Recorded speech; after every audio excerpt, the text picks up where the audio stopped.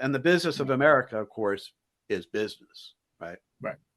Bob, what do you think about that? Um, yeah, I think that's absolutely right. I would favor the term mass production, maybe not industrialization, but mass production of aprons. In order to turn a profit, you can't personalize regalia, apart from perhaps adding a name or something like that. In order to make money, you've got to churn them out in large numbers at a reasonable price. And so this brings me back to, the chicken and egg that you mentioned. Who started this? Was it the Grand Lodge that decided that they wanted it standardized, or was it the actual industry, the businessmen in the locality that thought it was a jolly good idea, easy way of making money?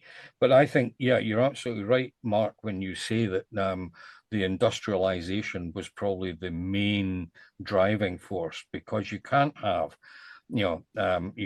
people sitting at home making everything for themselves. As soon as you start that, then the capitalist system collapses, doesn't it? So, it's that is very much part, I think, of the driving force behind it.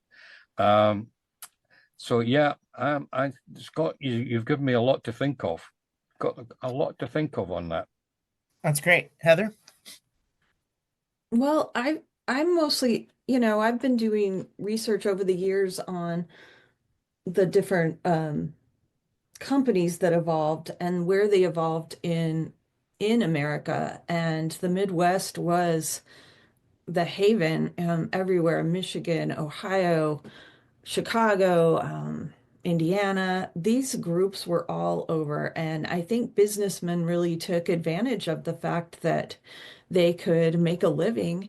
And, some of them were already members of these organizations. So they were like, hey, I can sell you some aprons, and I have some seamstresses working on this kind of stuff.